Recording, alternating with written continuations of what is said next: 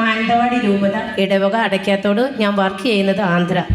എൽറുഹ ശാലോം ദൈവവചന ശുശ്രൂഷയിലൂടെ എനിക്ക് കിട്ടിയ വലിയൊരു രോഗസൗഖ്യത്തിന് സാക്ഷ്യം പറയാനാണ് ഞാൻ ഇന്നിവിടെ വന്നിരിക്കുന്നത്. എൻ്റെ ബ്രസ്റ്റിൽ ഒരു മുഴയുണ്ടായിരുന്നു, ഒത്തിരി അസ്വസ്ഥതയുണ്ടായിരുന്നു. ഞാൻ ആശുപത്രി പോകാനായിട്ട് ഒരുപാട് പേടിച്ചു. ആശുപത്രി പോയാൽ എന്തു പറയും, അവരെന്നാ എന്നോട് പറയും, ബയോപ്സിക്ക് അയക്കാൻ പറയുമോ എന്നൊക്കെ ഓർത്തുകൊണ്ട് ഞാൻ ആശുപത്രി പോയില്ല. പക്ഷേ ഞാൻ ഈശോയോട് പ്രാർത്ഥിച്ചായിരുന്നു. ഒരു ദിവസം ശാലോമിലെ ദൈവവചന ശുശ്രൂഷയിൽ ഒരു ശനിയാഴ്ച സ്തുതിപ്പിൻ്റെ സമയത്ത് റാഫേൽ അച്ഛൻ വിളിച്ചു പറഞ്ഞു, സാലി എന്ന മകളുടെ ബ്രസ്റ്റിലെ മുഴ കർത്താവ് സുഖപ്പെടുത്തുന്നു എന്ന് പറഞ്ഞു. ഞാൻ ഉറച്ചു വിശ്വസിച്ചു. അത് ഞാൻ തന്നെ ആയിരിക്കും. ഞാൻ ഉറച്ചു വിശ്വസിച്ചു, പ്രാർത്ഥിച്ചു. ഒരു കുറച്ച് ദിവസങ്ങൾക്ക് ശേഷം ഞാനത് നോക്കി, എൻ്റെ ബ്രസ്റ്റിലെ ആ മുഴ തീർത്തും അപ്രതീക്ഷിതമായി ഈശോ കേൾക്കണേ അല്ലേ.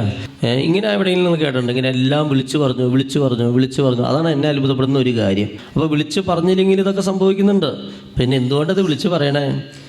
അത് നിനക്ക് യാദൃശ്ചികമായി സംഭവിക്കും. ഇപ്പോൾ ഈ സാരി ചേച്ചി ഇങ്ങനെ കടന്നു പോയി, അത്ഭുതമാല കണ്ടു, അല്ലെങ്കിൽ ഇപ്പോൾ ദൈവ ശുശ്രൂഷ കണ്ടു, അങ്ങനെ കുറച്ച് ദിവസം നോക്കിയപ്പോൾ മുഴ കാണാനില്ല. അപ്പോൾ സാരി ചേച്ചി കരുതുന്നു ഞാൻ ചൂടുവെള്ളത്തിൽ കുളിച്ചതുകൊണ്ട് തന്നെ അത് പോയതായിരിക്കും, ഇങ്ങനെ കരുതും. മനസ്സിലായോ?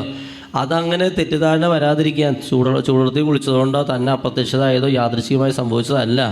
ഇത് ഈ അപ്പത്തിലുള്ള ഈശോ ഇറങ്ങി വന്ന് ഈ മകളെ തൊട്ട് ഇത് സൗഖ്യപ്പെടുത്തിയതാണെന്നൊരു ബോധ്യം കിട്ടാൻ വേണ്ടി, അതിന് വേണ്ടിയിട്ടാണ് അച്ഛൻ വിളിച്ചു പറയുന്നത്. അപ്പോൾ അതൊരു ബോധ്യം കിട്ടാൻ വേണ്ടിയിട്ടാണ് ഇവിടുത്തെ വിളിച്ചു പറയുക കേട്ടോ. മനസ്സിലായോ? ഇപ്പോൾ ഉണ്ടോ, സാലി എന്ന മകളുടെ ബ്രസ്റ്റിലെ മുഴ കർത്താവ് സൗഖ്യപ്പെടുത്തുന്നു ഉണ്ടോ. മനസ്സിലായോ? എപ്പോൾ വിളിച്ചു പറഞ്ഞേ?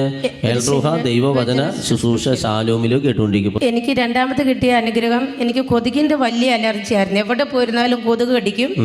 എൻ്റെ കൈ മുഴുവൻ ഒരു ലെപ്രസിക്കാരുടെ കൈ പോലെ ആയിപ്പോയി.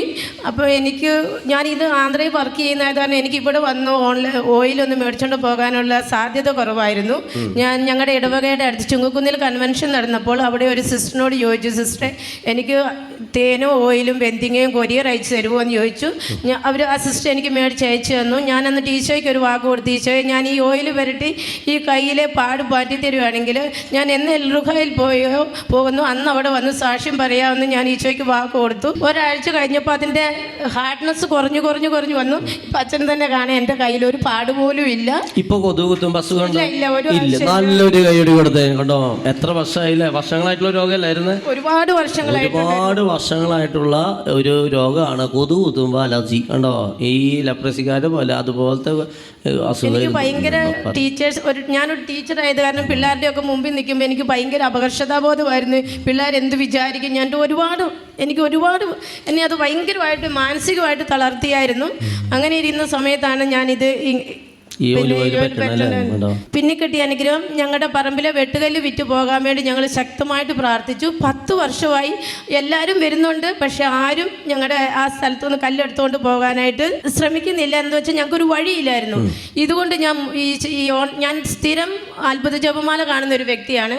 ഞാൻ 33 ദിവസവും ഉപവസിച്ച് ഈ നിയോഗം എഴുതി പ്രാർത്ഥിച്ചു, ഈശോയെ നീ ഇടപെടണം, നീ ശക്തമായിട്ട് ഇടപെടണം. വഴി തരാത്തവർക്ക് ഞങ്ങളുടെ അയൽക്കാർ ഞങ്ങൾക്ക് വഴി തരത്തില്ല. വഴി നീ തരാനായിട്ട് നീ ഇടപെട്ടാൽ, പരിശുദ്ധമേ നീ ഇടപെട്ടാൽ മാത്രമേ ഇത് സാധ്യമാവുള്ളൂ എന്ന് പറഞ്ഞ് ശക്തമായിട്ട് 33 ദിവസം ഉപവസിച്ച് പ്രാർത്ഥിക്കാം.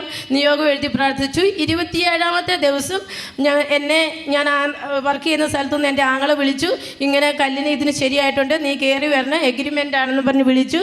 ഇത് ദൈവം അത്ഭുതകരമായി ഇടപെട്ട പരിശുദ്ധ അമ്മയുടെ ഈ അത്ഭുത ജപമാല വിറ്റുപോയി. നല്ലൊരു കൈയോടി കൊടുത്തേ കണ്ടോ. ഇതൊക്കെ നിങ്ങൾ ആരെയും ശ്രദ്ധിക്കുന്നുണ്ടോ? ഈ സാക്ഷ്യങ്ങളൊക്കെ കണ്ടോ. ഈ ചേച്ചി ചെയ്ത കാര്യമുണ്ട്. ത്യാഗം എടുത്ത് ഉപവസിച്ച് പ്രാർത്ഥിക്കുന്നത് ശരീരത്തിൽ പീഡനമേറ്റ ക്രിസ്തുവിൻ്റെ മനോഭാവം നിങ്ങൾക്ക് ആയുധമായിരിക്കട്ടെ. ഉപവസിച്ച് പ്രാർത്ഥിച്ചു എന്ന് പറയുക. 33 ദിവസം 27ാമത്തെ ദിവസം ഈ അത്ഭുതം നടക്കുകയാണ് കേട്ടോ. എൻ്റെ ബ്രദറിന് ഒരു വീടില്ലായിരുന്നു. ആ ഒരു വീടിന് വേണ്ടിയിട്ട് ഞാൻ തീവ്രമായിട്ട് ആഗ്രഹിച്ചു. കാരണം വീടില്ലാത്ത കാരണം ഞങ്ങൾ വളരെയധികം ആൾക്കാർ അപമാനിച്ചിട്ടുണ്ടായിരുന്നു. ആ അപമാനമെല്ലാം ഈശോയ്ക്ക് കൊടുത്തുകൊണ്ട് പറഞ്ഞു, ഈശോയെ നീ ഞങ്ങൾക്ക് നല്ലൊരു വീട് തരണമേ എന്ന് പ്രാർത്ഥിച്ചതിൻ്റെ കൂടെ അതിൻ്റെ ഫലമായി എൻ്റെ ആങ്ങൾക്ക് നല്ലൊരു വീട് ദൈവം കൊടുത്ത് അനുഗ്രഹിച്ചു. നല്ലൊരു കൈയടി കൊടുത്തു കേട്ടോ. Praise the Lord.